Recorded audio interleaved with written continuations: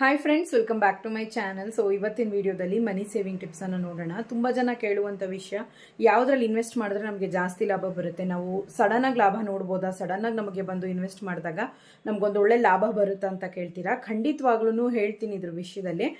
ಮತ್ತು ಬಂದು F D ಇಟ್ಟರೆ ಯಾವ ರೀತಿ ಲಾಭ ಇರುತ್ತೆ, ಮತ್ತು ಗೋಲ್ಡಲ್ಲಿ ಸೇವಿಂಗ್ ಮಾಡೋದು ಯಾವ ರೀತಿ ಇರುತ್ತೆ, ಗೋಲ್ಡಲ್ಲಿ ಸೇವ್ ಮಾಡೋದೇನೋ ಲಾಸ್ ಅನ್ಸುತ್ತಲ್ಲ ಅನ್ನೋ ಥರ ಎಲ್ಲ ಕೇಳ್ತೀರಾ. ಆ್ಯಂಡ್ ನೆಕ್ಸ್ಟು ಎಫ್ ಡಿ ಅಂತ ಬಂದಾಗ ವೆಯ್ಟ್ ಮಾಡಬೇಕು. ನೀವು ಈಗ ಬ್ಯಾಂಕಲ್ಲಿ ಬಂದು ನೀವೀಗ ಸೇವ್ ಮಾಡಿರೋ ದುಡ್ಡು ಒಂದು 1 ಲಕ್ಷ ಇದೆ ಅಂದರೆ ನೀವು ಎಫ್ ಡಿ ಮಾಡ್ತೀರಾ ಅಂದರೆ ವರ್ಷಕ್ಕೆ ಅವ್ರು ಕೊಡುವಂತಹ ಒಂದು ಬಡ್ಡಿ ಏನು ಅಂದರೆ ಅಮ್ಮಮ್ಮ ಅಂದರೆ ಒಂದು 8,000 9,000 ವರ್ಷಕ್ಕೆ ಕೊಡ್ತಾರೆ.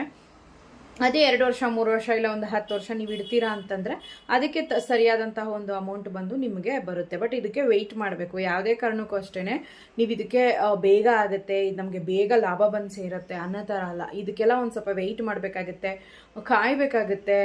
ಸಡನ್ನಾಗಿ ದುಡ್ಡಿದ್ದು ನೀವು ಎಫ್ ಡಿ ಮಾಡಿಸಿದ್ಮೇಲೆ ಇಷ್ಟು ದಿವಸ ಅಂತ ಅದರಲ್ಲಿ ಇಡಿಸ್ಬೇಕಾಗುತ್ತೆ. ಮತ್ತು ಸರೆಂಡ್ರ್ ಇಲ್ಲ, ನನಗೆ ಎಮರ್ಜೆನ್ಸಿಯಾಗಿ ದುಡ್ಡು ಬೇಕು, ಏನು ಮಾಡೋದು ಅಂತಂದರೆ ನೀವು ಸರೆಂಡ್ರ್ ಮಾಡುವಾಗ ಒಂದಷ್ಟು ಅಮೌಂಟ್ ನಿಮಗೆ ಕಮ್ಮಿಯಾಗೆ ಬರುತ್ತೆ. ಅಂದರೆ ನೀವು ಇನ್ವೆಸ್ಟ್ ಮಾಡಿರೋ ದುಡ್ಡು ನಿಮಗೆ ಬರುತ್ತೆ, ಆದರೆ ಲಾಭದಲ್ಲಿ ಕಡಿಮೆ ಬರುತ್ತೆ ನಿಮಗೆ, ಮತ್ತು ಅದಕ್ಕೆ ಪ್ರೊಸೀಜರ್ಸ್ ಜಾಸ್ತಿ.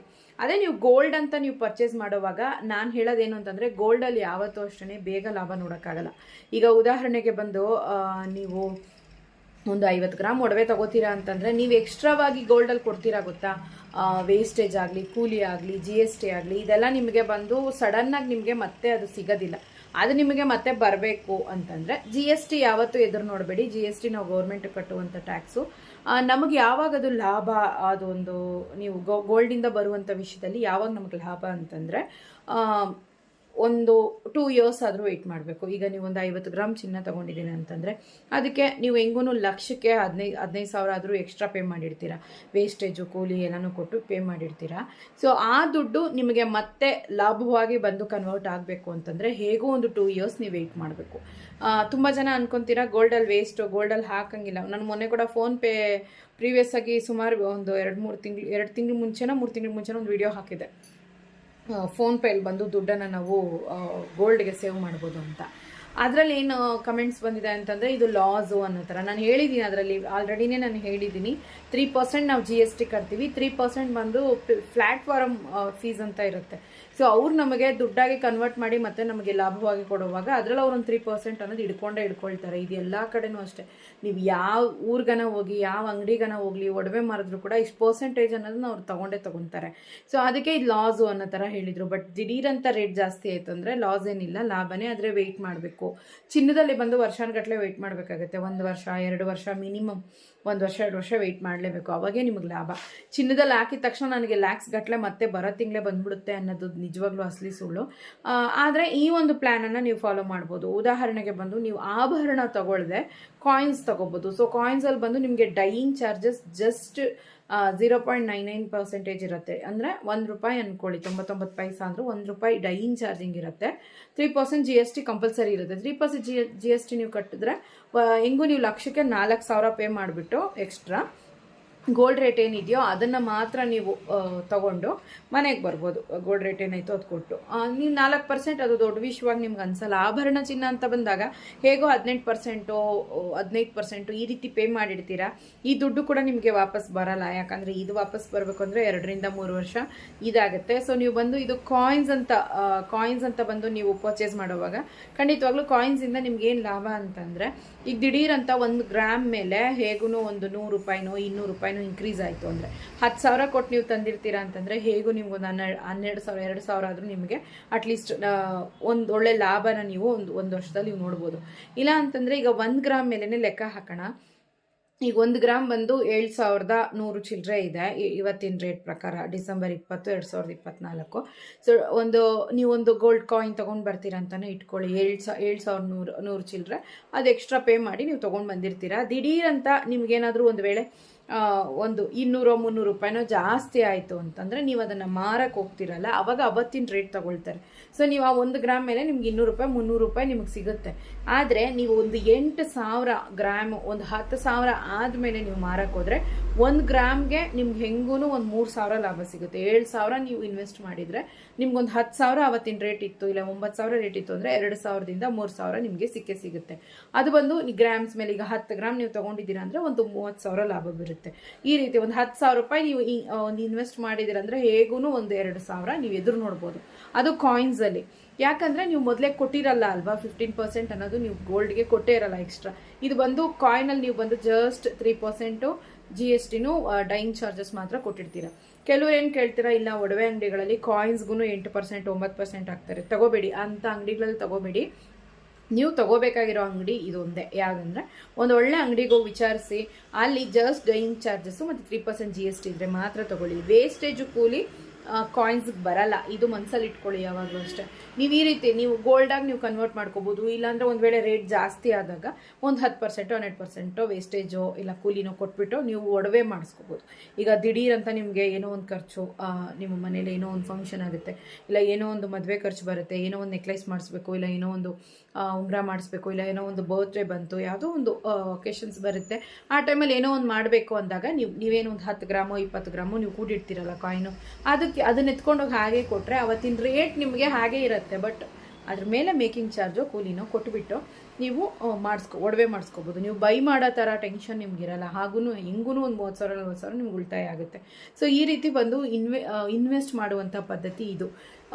ನಾನು ಆಭರಣನೇ ತಗೋತೀನಿ, ನನಗೆ ಹಾಕ್ಕೊಳ್ಳೋಕ್ಕೂ ಇಷ್ಟ, ಇನ್ವೆಸ್ಟ್ ಥರನೂ ಇರುತ್ತೆ ಅಂದರೆ ಅದು ಹಾಕ್ಕೊಳ್ಳೋಕ್ಕೆ ಓಕೆ, ನೀವು ಹಾಕ್ಕೊಳ್ಳಿ, ಓಡಾಡಿ ಬನ್ನಿ. ಆದರೆ ಏನೊಂದು ವಿಷಯ ಅಂತಂದರೆ ನಿಮಗೆ ಸಡನ್ನಾಗಿ ಅದರಿಂದ ಲಾಭ ಬರಲ್ಲ, ಇದು ಮನಸ್ಸಲ್ಲಿ ಇಟ್ಕೊಳ್ಳಿ. ಈಗ ನಾನೊಂದು 20 ಗ್ರಾಮ್ ಒಂದು ಇಯರಿಂಗ್ ತೊಗೋತೀನಿ, ಹಾಕೋತೀನಿ ಅಂತಂದರೆ ಅದೇ ಇಯರಿಂಗ್ನ ನಾನು ನೆಕ್ಸ್ಟ್ ಡೇ ಕೊಡೋಕ್ಕೆ ಹೋದರೆ ನಾನು ಕೊಟ್ಟಿರ್ತೀನಲ್ಲ ಲಕ್ಷಕ್ಕೆ ಒಂದು 13,000 14,000, ಅದು ಟೋಟಲಿ ವೇಸ್ಟು, ಅದು ನನಗೆ ವಾಪಸ್ ಬರಲ್ಲ. ಅದೇ ನಾನೊಂದು 2 ವರ್ಷನೋ 3 ವರ್ಷನೋ ಬಿಟ್ಟು ಹೋಗಿರ್ತೀನಿ, ಅವಾಗ ಮಾರಕ್ಕೆ ಹೋಗ್ತೀನಿ ಅಂದರೆ ನನಗೆ ಆ ಒಂದು ರಿಟರ್ನ್ಸ್ ಬಂದು ನನಗೆ ಜಾಸ್ತಿನೇ ಇರುತ್ತೆ. ಸೊ ಅದಕ್ಕೆ ಹೇಳೋದು, FDನೇ ಆಗಲಿ, ಇಲ್ಲ ಅಂತಂದರೆ ಬ್ಯಾಂಕಲ್ಲಿ ಯಾವುದಾದ್ರೂ ಒಂದು ಫಂಡ್ಸ್ ನೀವು ಯಾವುದೋ ಒಂದು ಅಕೌಂಟ್ ಮಾಡ್ತೀರಾ ಅಂದರೂ ಕೂಡ ಇನ್ವೆಸ್ಟ್ಮೆಂಟ್ ಪ್ಲ್ಯಾನ್ಗೆ ಗೋಲ್ಡೇ ಆಗಲಿ, ಇವೆರಡೂ ಅಷ್ಟೇ ವೆಯ್ಟ್ ಮಾಡಬೇಕು. ಸಡನ್ನಾಗಿ ಲಾಭ ಆಗಲ್ಲ. ಸಡನ್ನಾಗಿ ಲಾಭ ಆಗಬೇಕು ಅಂದರೆ ನಾವು ಬಿಸ್ನೆಸ್ ಮಾಡಬೇಕು, ಕಷ್ಟಪಡಬೇಕು. ಜಸ್ಟ್ ಇನ್ವೆಸ್ಟ್ ಮಾಡಿ ನಾನು ಸುಮ್ಮನೆ ಇರ್ತೀನಿ ಅಂತಂದರೆ ವೆಯ್ಟ್ ಮಾಡಬೇಕು. ಸೊ ಈ ಟಿಪ್ಗಳನ್ನು ಫಾಲೋ ಮಾಡಬೇಕಾಗುತ್ತೆ. ಸೊ ಗೋಲ್ಡಲ್ಲಿ ಯಾವುದೇ ಕಾರಣಕ್ಕೂ ಅಷ್ಟೇ ಸಡನ್ನಾಗಿ ನನಗೆ ದುಡ್ಡಾಗುತ್ತೆ, ಇವತ್ತು ನಾನು 1 ಲಕ್ಷ ಬಂಡವಾಳ ಹಾಕ್ತೀನಿ, ನಾಳೆನೇ ನನಗೆ 20,000 ಲಾಭ ಸಿಗುತ್ತೆ ಅಂತ ಯಾವುದೇ ಕಾರಣಕ್ಕೂ ಕಣ್ಮುಚ್ಕೊಂಡು ನಂಬ್ಕೋಬೇಡಿ. ನೀವು ಇನ್ವೆಸ್ಟ್ ಮಾಡೋ ಪ್ಲ್ಯಾನಲ್ಲಿದ್ದರೆ ನೀವು ಬಂದು ಆದಷ್ಟು ಕಾಯಿನ್ಸ್ಗೆ ಮಹತ್ವ ಕೊಡಿ. ನನಗೆ ಇನ್ವೆಸ್ಟ್ ಆದಂಗೂ ಇರಬೇಕು, ನನಗೆ ಮಾರೋ ಐಡಿಯಾ ಇಲ್ಲ, ಆದರೆ ಒಡವೆ ತೊಗೋಬೇಕು, ನನಗೆ ಇನ್ವೆಸ್ಟ್ ಥರ ಫ್ಯೂಚರಲ್ಲಿ ಹೇಗೂ ಜಾಸ್ತಿ ರೇಟ್ ಆಗೇ ಆಗುತ್ತೆ. ಸೊ ನನಗೆ ಅದೊಂದು ಇನ್ವೆಸ್ಟ್ಮೆಂಟ್ ಥರನೇ ಇರುತ್ತೆ. ನಾನು ಆಭರಣನೇ ತೊಗೋತೀನಿ ಅಂತಂದರೆ ಆದಷ್ಟು ವೇಸ್ಟೇಜ್ ಕಡಿಮೆ ಇರೋದು ನೋಡಿ ತೊಗೊಳ್ಳಿ. ಚೈನ್ಸ್, ಸಣ್ಣ ಪುಟ್ಟ ಚೈನ್ಗೆ ಸಣ್ಣ ಪುಟ್ಟ ಡಿಸೈನ್ಸ್ಗೆಲ್ಲನೂ 3% ಸ್ಟಾರ್ಟ್ ಆಗುತ್ತೆ ಚೈನ್ಸ್ಗೆ. ಸಣ್ಣ ಪುಟ್ಟ ರೀತಿಯಲ್ಲಿ ಅಂದರೆ ನೀವು ಒಂದು ಒಳ್ಳೆ ನೆಕ್ಲೆಸ್ ತಗೋತೀರ ಅಂದರೆ 18% ಆಗುತ್ತೆ. ಒಂದು ಸಿಂಪಲ್ ನೆಕ್ಲೆಸ್ ಅಂದರೆ ಅಟ್ಲೀಸ್ಟ್ 10% 12% ಆಗುತ್ತೆ. ಇನ್ನೂ ಸಿಂಪಲ್ ನೆಕ್ಲೆಸ್ ಅಂದರೆ ಡಿಸೈನ್ ಸ್ವಲ್ಪ ಕಮ್ಮಿ ಇರುತ್ತೆ, ಬಟ್ ನಿಮಗೆ ಮೇಕಿಂಗ್ ಚಾರ್ಜೋ ಇಲ್ಲ ವೇಸ್ಟೇಜೋ ಕಡಿಮೆ ಆಗುತ್ತೆ. ಸೊ ಈ ರೀತಿ ನಿಮಗೆ ನೋಡಿ ನಿಮ್ಮ ಡಿಸೈನ್ಸ್ ಹೊಂದಾಣಿಕೆ ಮಾಡಿಕೊಂಡು ಅದೊಂದು ಸ್ವಲ್ಪ ಆದಷ್ಟು ವೇಸ್ಟೇಜ್ ಕಮ್ಮಿ ಇರೋದನ್ನೇ ನೋಡಿ ಅದರಲ್ಲಿ ಸ್ವಲ್ಪ ಚೆನ್ನಾಗಿರೋ ಡಿಸೈನ್ನೇ ಆಯ್ಕೆ ಮಾಡ್ಕೊಂಡು ತೊಗೊಳ್ಳಿ. ಇಲ್ಲ ನಾನು ವೇಸ್ಟೇಜ್ ಕೊಟ್ಟೆ ತೊಗೋತೀನಿ, ನನಗೆ ಓಕೆ ಆದರೆ ಇನ್ವೆಸ್ಟ್ ಆಗುತ್ತಲ್ವಾ, ಇದು 3 ಇಯರ್ಸ್ ಆದಮೇಲೆ ಒಂದು ಒಳ್ಳೆ ಲಾಭ ತಾನೆ ಅಂದರೆ ಹಂಗೂ ಕೂಡ ನೀವು ಮಾಡ್ಬೋದು. ಸೊ ನಿಮ್ಮ ಇಷ್ಟ ಇದು. ಬಟ್ ನೀವು ಗೋಲ್ಡ್ಗೆ ಕೊಡುವಂತಹ ವೇಸ್ಟೇಜೇ ಆಗಲಿ ಇಲ್ಲ ಗೋಲ್ಡ್ಗೆ ಕೊಡುವಂತಹ ಒಂದು ಮೇಕಿಂಗ್ ಚಾರ್ಜೇ ಆಗಲಿ ಯಾವುದೇ ಕಾರಣಕ್ಕೂ ನಿಮ್ಗೆ ರಿಟರ್ನ್ ಅಲ್ಲ. ಅದು ನಿಮ್ಗೆ ರಿಟರ್ನ್ ಆಗೋದು ಬಂದು ನಾನು ಹೇಳಿದಾಗೆ 3 ಇಯರ್ಸೋ ಇಲ್ಲ 2 ಇಯರ್ಸ್, ಅಟ್ಲೀಸ್ಟ್ 1 ಇಯರ್ ಆದರೂ ವೆಯ್ಟ್ ಮಾಡಿದ್ರೆ ಒಂದು ಮಿನಿಮಮ್ ಅಮೌಂಟ್ ಆದರೂ ನಿಮಗೆ ರಿಟರ್ನ್ ಆಗುತ್ತೆ. ಇಲ್ಲ 3 ಇಯರ್ಸ್ ಆದರೆ ಒಂದು ಒಳ್ಳೆ ಅಮೌಂಟ್ ನಿಮ್ಗೆ ರಿಟರ್ನ್ ಆಗುತ್ತೆ. ಸೊ ಈ ರೀತಿ ಈ ಥರ ಎಲ್ಲ ಮಾಡ್ಕೋಬೋದು. ಯಾವುದೇ ಕಾರಣಕ್ಕೂ ಚಿನ್ನಕ್ಕೆ ಹಾಕಿದ್ರೆ ಮೋಸ ಅಂತ ಅನ್ಕೋಬೇಡಿ. ನಾನು ಕೂಡ ಫೋನ್ಪೇಲಿ 1 ಗ್ರಾಮ್ ಗೋಲ್ಡ್ ಬೈ ಮಾಡಿದ್ದೀನಿ. ಈಗಲೂ ಅದು ನಾನು ಕೊಟ್ಟಿದ್ದು ಬಂದು 8,030 ರೂಪಾಯಿ ಕೊಟ್ಟು 1 ಗ್ರಾಮ್ ತೊಗೊಂಡೆ. ಬಟ್ ಈಗ ನಾನು ಅದನ್ನು ಮಾರಕ್ಕೆ ಹೋದರೆ ನನಗೆ 7,600 ಚಿಲ್ಲರೆ ತೋರಿಸ್ತು ಅಂದರೆ ನನಗೆ 430 ರೂಪಾಯಿ ಲಾಸೇನೆ ಈಗ ಮಾರಿದ್ರೆ. ಅದೇ ಒಂದು ವೇಳೆ 1 ಗ್ರಾಮು ದಿಢೀರಂತ 8,000 ಆಯಿತು ಅಂತಂದರೆ ನನಗೆ ಹತ್ತತ್ರ 900 ರೂಪಾಯಿ ಲಾಭ. ಈ ರೀತಿ ಇರುತ್ತೆ. ಸೊ ನೋಡಬೇಕು, ವೆಯ್ಟ್ ಮಾಡಬೇಕಷ್ಟೇ. ಇನ್ವೆಸ್ಟ್ಮೆಂಟ್ಸ್ ಎಲ್ಲನೂ ಯಾವುದೇ ಕಾರಣಕ್ಕೂ ಲಾಭನ ಸಡನ್ನಾಗಿ ಎದುರು ನೋಡೋ ಹಾಗಿಲ್ಲ. ಒಳ್ಳೆ ಸೇಫ್ ಜಾಗದಲ್ಲಿ ಇನ್ವೆಸ್ಟ್ ಮಾಡ್ತಾ ಇದ್ದೀವ, ಒಳ್ಳೆ ಬ್ಯಾಂಕಾ ಮತ್ತು ಒಂದು ಒಳ್ಳೆಯ ಡೆಪಾಸಿಟ್ ಮಾಡ್ತೀವಿ ಅಂದರೆ ಅದೊಂದು ಒಳ್ಳೆ ಸ್ಕೀಮಾ, ಒಂದು ಒಳ್ಳೆ FDನ.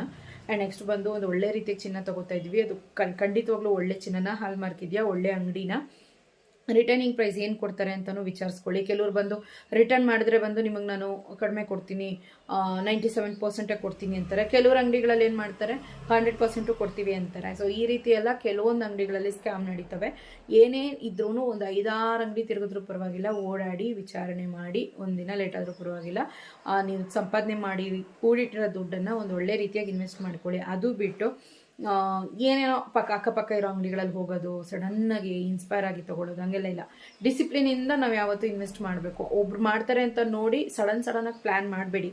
ಒಬ್ರು ಮಾಡ್ತಾರಾ, ಓಕೆ ಇನ್ವೆಸ್ಟ್ ಕೈಯಲ್ಲೇ ಇಟ್ಕೊಳ್ಳಿ, ನಿಧಾನವಾಗಿ ನಿಧಾನವಾಗಿ ಅವ್ರೇನು ಮಾಡಿದ್ದಾರೆ, ಅವ್ರು ಮಾಡಿದ್ದು ಕರೆಕ್ಟಾ, ಈಗ ನಾನು ಮಾಡ್ತಿದ್ದೀನಿ, ನಾನು ಮಾಡೋದು ಕರೆಕ್ಟಾ, ಇದು ನನಗೆ ಒಳ್ಳೆ ರೀತಿಗೆ ರಿಟರ್ನ್ ಬರುತ್ತಾ, ಈ ರೀತಿ ಎಲ್ಲ ಥಿಂಕ್ ಮಾಡಿಬಿಟ್ಟು ನೀವು ತೊಗೋಬೇಕು. ಹಂಗೆ ಮಾಡಿದ್ರೆ ಸಾಕು, ಯಾವುದೇ ರೀತಿ ಪ್ರಾಬ್ಲಮ್ ಖಂಡಿತವಾಗ್ಲೂ ಇರಲ್ಲ. ಆದಷ್ಟು ಹಿಂದೆ ಮುಂದೆ ನೋಡಿ ಸ್ವಲ್ಪ ಯೋಚನೆ ಮಾಡಿ ಇನ್ವೆಸ್ಟ್ ಮಾಡೋದು ತುಂಬ ಒಳ್ಳೆಯದು. ಯಾಕಂದರೆ ತುಂಬ ಕಷ್ಟಪಟ್ಟು ಸೇವ್ ಮಾಡಿರ್ತೀರಾ, ಇನ್ವೆಸ್ಟ್ ಮಾಡಿದ್ಮೇಲೆ ಅದರಿಂದ ಒಳ್ಳೆ ರಿಟರ್ನ್ಸ್ ಬರುತ್ತೆ ಅಂದರೆ ಮಾತ್ರ ಇನ್ವೆಸ್ಟ್ ಮಾಡಿ. ಓಕೆ, ಈ ವಿಡಿಯೋ ನಿಮ್ಗೆ ಏನು ಅನಿಸ್ತು ಅಂತ ಕಮೆಂಟ್ ಮಾಡಿ ಫ್ರೆಂಡ್ಸ್. ಟೇಕ್ ಕೇರ್, ಬಾಯ್.